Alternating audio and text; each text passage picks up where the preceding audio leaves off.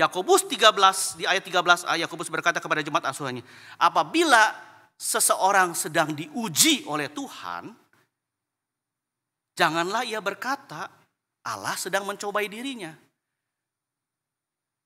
Karena maknanya berbeda. Jadi ringkasnya seperti ini. Di satu sisi Yakobus berkata, kalau kita sebagai orang Kristen sedang mengalami ujian hidup dan mampu bertahan, kita patut berbahagia. Kenapa? Karena ada upah yang menanti dari Allah. Yang pertama, iman kita semakin dewasa, dan yang kedua, kita akan memperoleh mahkota kehidupan. Tetapi di sisi lain kata Yakobus, jangan pernah kemudian kita mengatakan dan kemudian kita menyamakan ujian dari Tuhan itu sebagai pencobaan. Yang kalau sampai kita berdosa, kita mengatakan itu gara-gara Tuhan. Kenapa?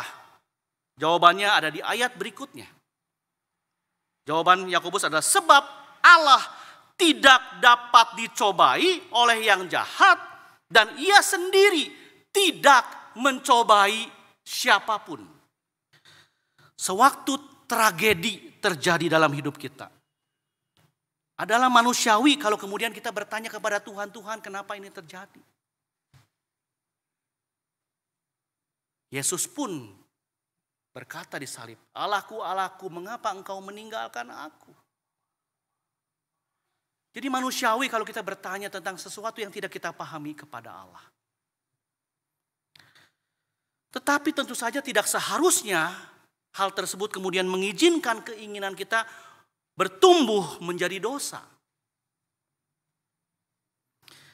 Di dalam tragedi yang dihadapi oleh Ayub, perhatikan, ia berkata seperti ini. Ketika ia menderita sekali, ia berkata, dicatat di Ayub 13 ayat 15. Lihatlah, ia itu merujuk kepada Allah. Lihatlah, ia hendak membunuh aku, kata Ayub. Tidak ada harapan bagiku. Tapi kemudian ia berkata, namun aku hendak membela perilakuku di hadapannya. Yaitu di hadapan Tuhan. Jadi dari ayat ini kita melihat ada teriakan tangisan dari Ayub kepada Allah. Oleh karena penderitaan yang ia alami. Tetapi tangisan Ayub itu bukanlah tangisan keputusasaan. Sebaliknya tangisannya adalah tangisan di dalam konteks kebergantungan kepada Tuhan yang berdaulat. Yakobus 1 ayat 17 berkata, setiap pemberian yang baik dan setiap anugerah yang sempurna datangnya dari atas. Diturunkan dari Bapa segala terang. Padanya tidak ada perubahan atau bayangan karena pertukaran. Apa yang diturunkan oleh Allah? Apa yang disebut dengan pemberian yang baik itu? Beberapa penafsir mengatakan pemberian yang baik itu adalah Roh Kudus yang diberikan kepada orang percaya.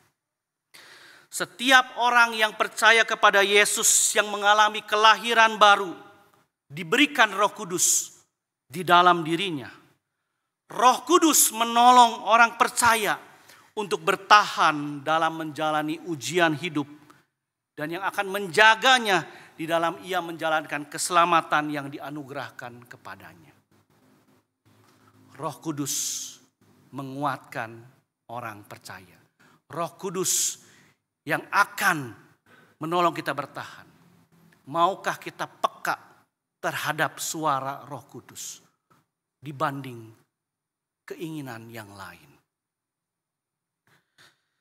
Sewaktu kita bisa bertahan di dalam ujian iman kita, Allah sudah menjanjikan upah yang indah yang ia gambarkan sebagai mahkota kehidupan yang tidak lain adalah hidup yang kekal.